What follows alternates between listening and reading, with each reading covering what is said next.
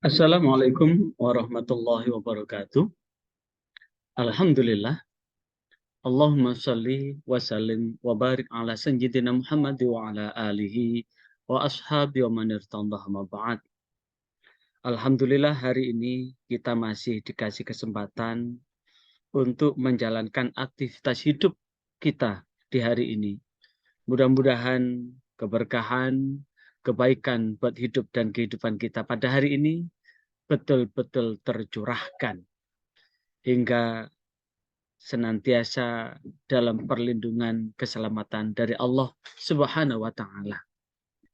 Kali ini atau renungan pada hari ini kita akan merenungkan siapakah orang yang terhalang dari kebaikan.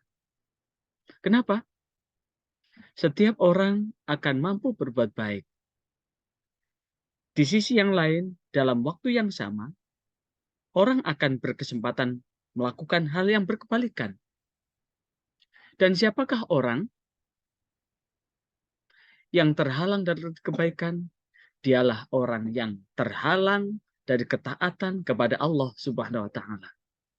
Tahu kalau waktu sholat duha itu hingga 6 jam, dari jam berapa? 6, 7, 8, 9, 10, 11, tapi tidak bisa melakukan itu meski hanya 2 menit. Padahal hanya 5 menit untuk melakukannya. 2 menit atau 5 menit untuk melakukan. Berbicara tentang ini, satu ketika Rasulullah SAW memerintahkan kepada sahabat bahwa di dalam diri kita ini ada 360 potong, ada 360 ruas. Dan Rasulullah menyampaikan bahwa agar ruas ini senantiasa dalam keberkahan, diperintahkan untuk disedekahi. Sahabat bertanya, bagaimana kami bisa mensedekahi di ruas itu? Padahal untuk makan aja tidak cukup.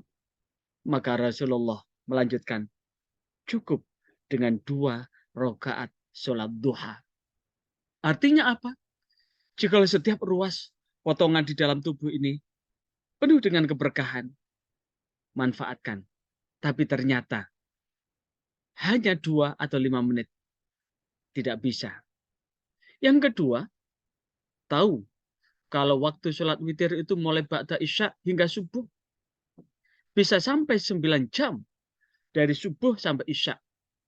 Tapi tidak pernah sempat untuk sholat witir. Meski hanya 1 rakaat. Padahal hanya 3 menit untuk melakukannya. Yang ketiga, tahu kalau waktu sehari semalam itu ada 24 jam. Tapi tidak bisa membaca Al-Quran walau hanya 1 ayat. Padahal jikalau 1 ayat berapa detik? Kalau 1 juz hanya butuh 30 menit. Bahkan mesti hanya 1 halaman. Padahal hanya membutuhkan 2 menit. Yang keempat, tahu kalau lidah itu tidak bertulang dan tidak mudah lelah. Tapi dia tidak gunakan berzikir kepada Allah. Tapi kalau untuk komen tentang sesuatu yang ada,